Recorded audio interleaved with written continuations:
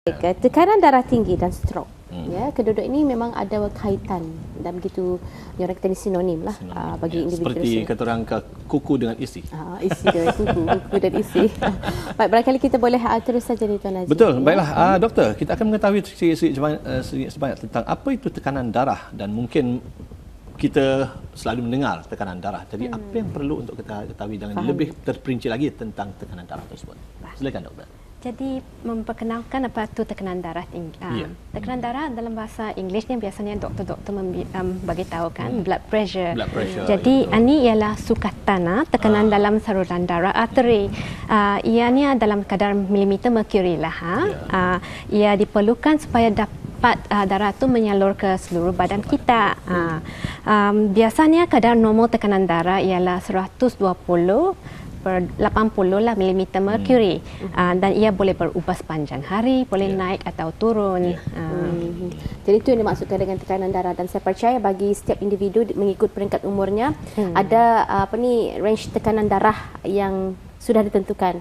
Kalau kanak-kanak macam ni, kalau orang dewasa dan yang lebih berumur warga emas, ini bentuk ada yang normalnya peringkat-peringkat tekanan darah. Mungkin silakan Salina.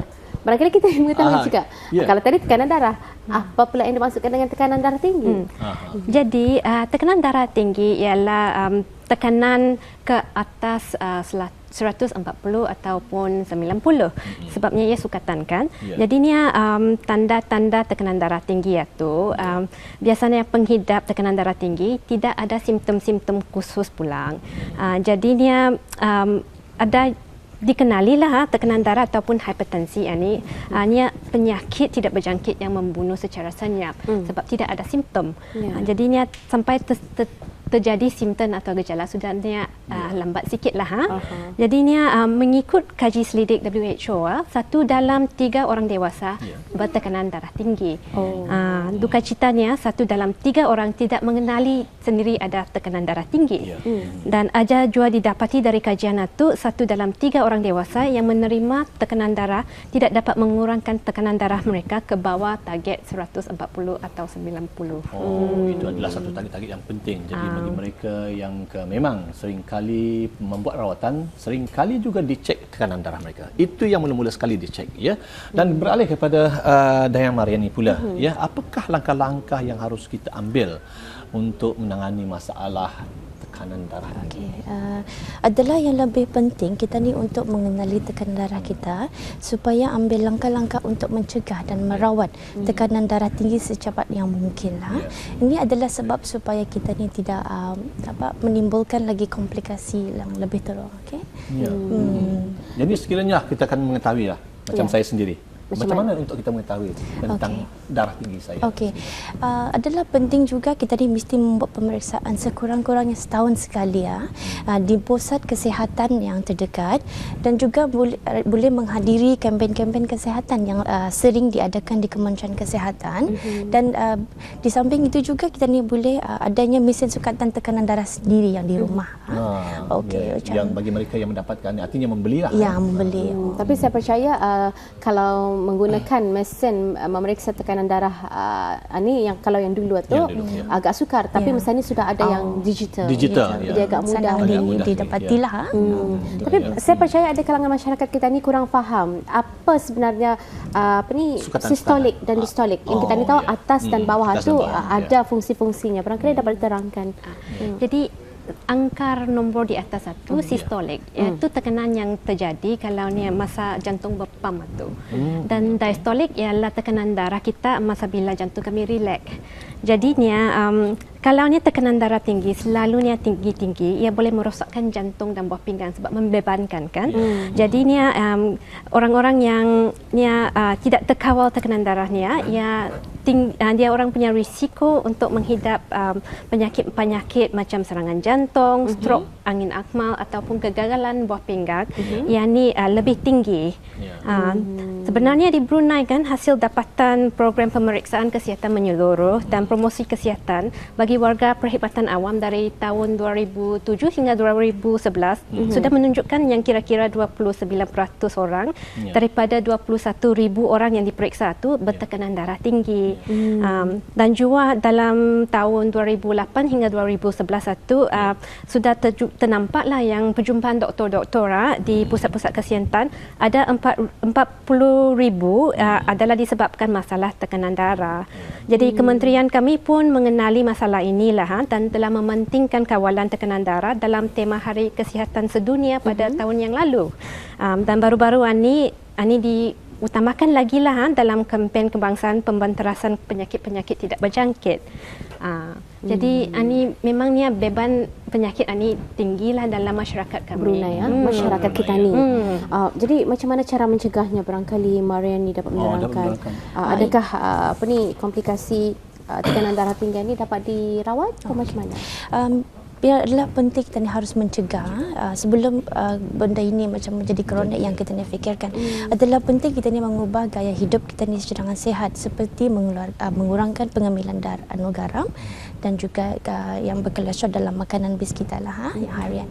So amalan pemakanan sihat dan seimbang sedaman mesti dilakukan at least macam 3 kali dalam seminggu, dalam at least 30 minit dalam setiap satu sesi lah. Walaupun brisk walk for us is bagus lah macam kita ni.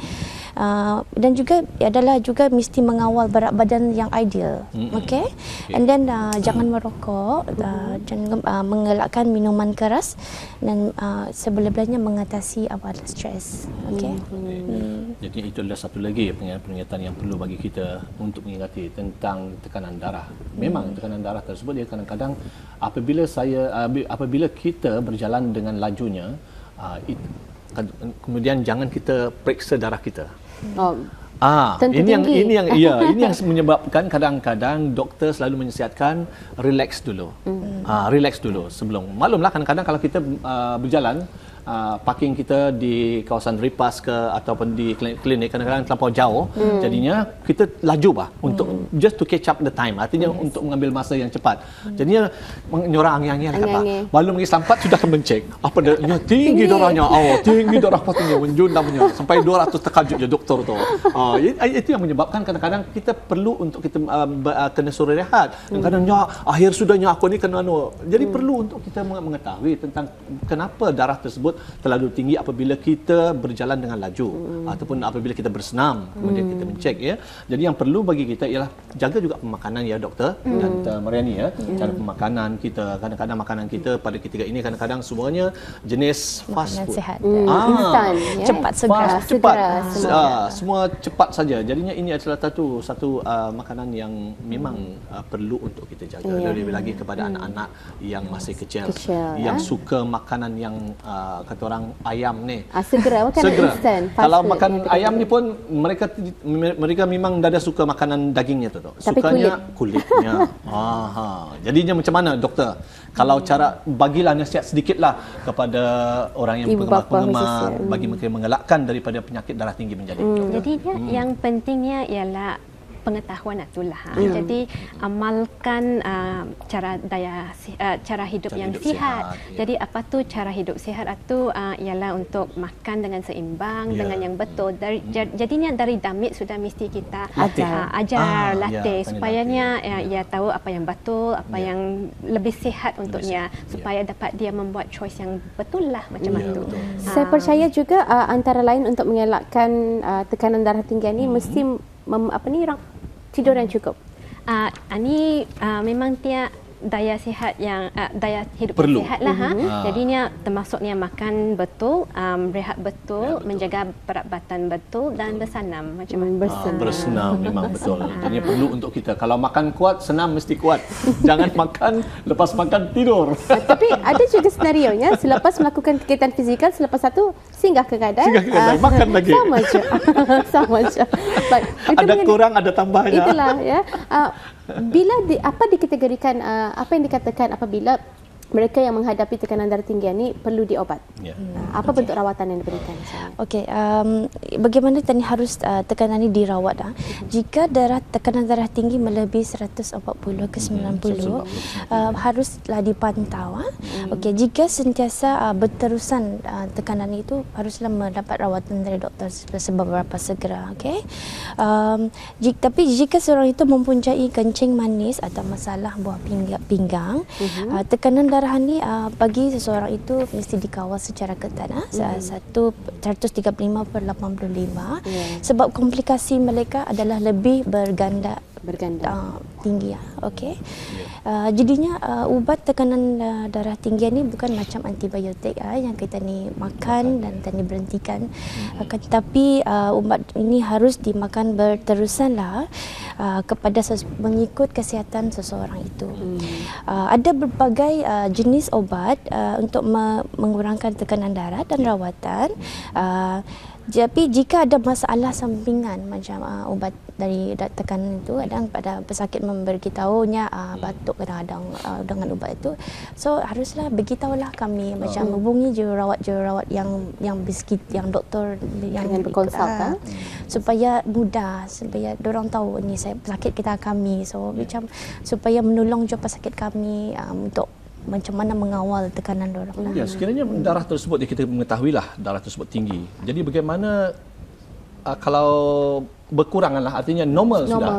Apakah perlu untuk mereka meneruskan makanan ubat itu atau boleh diberhentikan? Bagaimana? Ya, tertakluk yang mengikut doktor punya macam advice, macam mana.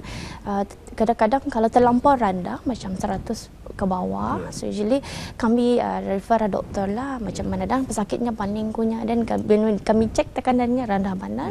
So sometimes kami rujuk arah doktor lah macam mana ide doktor dikurangkan ubat yang macam mana tu sebiji jadi setengah biji, ataupun adalah doktor. Ya, doktor, mungkin ada komen-komen yang perlu untuk ditambah mungkin kepada mereka yang memang keadaannya normal sudah, jadinya perlukah mereka berhenti ataupun masih lagi diteruskan ubatan tersebut? Ini bukan masalah. Ini senario yang common selalu. Sebab itulah kami membagi perjumpaan supaya dapat kami memantau. Jadinya kadang-kadang kalaunya pesakit itu kata pressureku normal sudah. Dan saya pun rasa sihat. Tapi sebenarnya kalaunya dia sendiri memberhentikan ubat itu, tekanan darah boleh mengajut tinggi lagi. Jadi boleh membahayakan. Sebab itulah kami sebagai doktor ini prihatilah selalunya bagi perjumpaan yang seterusnya. Dan mengikut keadaan kesihatan seseorang itu, baru dapat kami membagi rawatan, advice rawatan yang betul lah. Jadi sama ada ubat itu boleh kami cuba turunkan ke, ataupun kami bertukar atau menambah. Sebab itulah penting para pesakit itu menghadiri perjumpaan untuk penilaian. Baik, kita ada lebih kurang 10 minit saja lagi. Kita sudah cuba memahami apa yang dimaksudkan dengan tekanan darah tinggi. Apabila ia sudah nyerang di tahap membahayakan, ia boleh menyebabkan individu tersebut stroke. Atau kita ni angin ahmar. Fahamkan lagi kepada masyarakat kita ni apa yang dimaksudkan dengan stroke ini. Jadi stroke atau angin ahmar ialah serangan otak yang terjadi apabila bekalan darah otak terganggu. Jadi otak kita ni penting sebab ia pusat saraf tubuh lah dan mengawal fungsi kita, perangai kita dan juga minda seseorang itu lah. Jadi untuk berfungsi, otak kami memerlukan bekalan darah berterusan supaya dapat oksigen dan nutrien. Jadi saluran darah ke otak kami boleh terganggu apabila tersakat ataupun pecah saluran itu. Itulah yang dikarenakan stroke lah.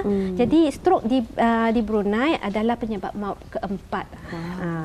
Ada 80 hingga 100 kematian setahun akibat stroke di antara tahun 2007 hingga 2011 dan ada dianggarkan kira-kira 200 hingga 300 kes baru dalam setahun.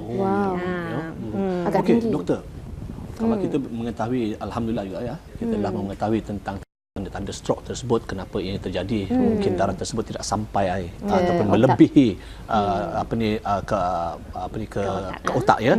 Jadinya apakah kaitannya, ini kaitan kepada simptom yang lain pula. Misalnya saya sendiri ada kolesterol, okey. Tinggi kolesterol. Apakah ada penyebab boleh penyebab menjadi tekanan darah tinggi? Ada. Ada ya? Ada.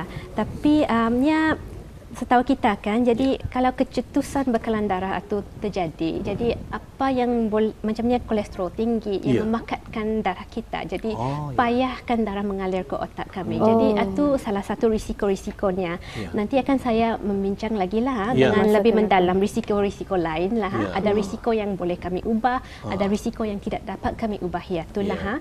Tapi yang pentingnya kalau tercetus sudah bekalan darah itu kan, apa tu tanda-tandanya itu? Itu yang perlu sekali. Apa tanda-tandanya? Jadi kalau sel-sel otak kami kekurangan oksigen dan nutrien, akan mulai mati kan. Jadi tertakluk kepada bahagian otak yang terlibat itu, seseorang itu boleh mengalami secara mengajut. Ini keywordnya mengajut. Kejejasan deria-deria, pertuturan dia orang boleh terganggu. Berubah, dia boleh mengalami kelumpuhan sebelah tubuh. Dia punya corak sikap atau pemikiran boleh berubah secara mendadak. Jadi dalam wayang-wayang yang kami commonly melihat ialah seseorang itu tiba-tiba lamah setampik, rasa paning-paning, mual-mual muntah-muntah dan sakit kepala secara tiba-tiba. Dia pun payahkan berjalan kehilangan keseimbangan dan keburan penglihatan sebelah mata boleh tiba-tiba terjadi. Tapi macam saya katakan, ini secara tiba-tiba mendadak. Jadinya kalau ternampak simptom-simptom ini dalam kalangan keluarga, itu mungkin tanda-tanda stroke berjadi. Jadi kalau terjadi macam itu, kami nasihatkan supaya bawa pesakit itu terus ke kecemasan untuk dinilaikan sama ada ini stroke ke tidak. Sebabnya kalau didapati awal, rawatan dapat mula secara serta-merta dan dapat kami menghadkan kerosakan yang ke otak itu. Betul. Satu lagi doktor, apakah penyakit darah tinggi ini adalah sebagai waris? Ini juga perlu untuk kita ketahui. Kadang-kadang adanya orang ada warisnya, kadang-kadang ibu bapanya tidak, akan tetapi nenek-neneknya mungkin ada. Jadi bagaimana? Mungkin ada kaitannya? Ada berkaitan pula. Ada kaitannya. Kajian menunjukkan kalau kedua-dua ibu bapa kita bertekanan darah tinggi, risiko kita bertekanan darah tinggi itu ada 50%. Jadi berkaitan pula. Tapi itu risiko-risiko yang tidak kami ubahilah, kita tidak dapat pilih keluarga kami. Jadi yang lain-lain risiko yang tidak dapat kami mengubahi termasuk warga, umur meningkat, jantina lelaki ataupun sejarah perubatan pernah stroke dulu. Artinya risiko kita lebih tinggi. Sekarang pun kami sampai kepada risiko yang dapat kami tangani lah. Macam tadi sudah kami sebut, tekanan darah tinggi itu yang paling penting lah, yang merupakan risiko yang paling kami kenali dalam stroke. Sebabnya kalau kita bertekanan darah tinggi tidak terkawal, 4 kali ganda kita boleh berstroke. Betul itu. Yang lain macam kita katakan tadi, kolesterol tinggi. Obesity sama juga. Jadinya ada kajian menunjukkan kalau kita menurunkan kolesterol kita, dapat kita kurangkan kadar stroke sebanyak 45%. Kalau menurunkan berat badan dan kolesterol. Tambah lagi semakin meningkat umur kita, semakin tahap metabolisme kita itu rendah ya. Sebab itulah ia mudah orang diserang oleh penyakit kurang lagi aktiviti. Macam mana cara mencegah ni? Cara pencegahan pula. Adalah penting tadi mengawal risiko-risiko dan dengan mengamalkan gaya hidup yang sihat yang kita ni bincangkan tadi, melakukan eksenaman mengikut nasihat doktor dan makan ubat secara teratur, terutama jika dia ada menghadapi tekanan darah tinggi, kolesterol adalah lebih baik dicegah awal. Itulah. Apapun terima kasih kita ucapkanlah kepada kedua tetamu kita, Dr. Leong Chi Shin, Pegawai Perubatan Kementerian Kesihatan Negara Brunei Darussalam. Terima kasih.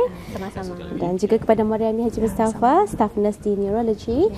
Terima kasih kerana penerangan dan perkongsian ilmu hari ini. Alhamdulillah kita dapat ilmu yang berguna khas kepada keluarannya hari ini dalam segmen kesihatan, di mana segmen kesihatan kita membicarakan tentang tekanan darah tinggi dan stroke di kalangan masyarakat dan pencegahnya. Yang mudah-mudahan juga dengan adanya wawancara kita mengenai dengan kesihatan tersebut dapat sedikit sebanyak kita ambil dan kita pelajari. Bagi mereka yang memang tidak ada penyakit, alhamdulillah, jangan cuba-cuba untuk makan makanan yang kurang sihat dan cubalah melakukan aktiviti seperti senaman ringan Jadi ini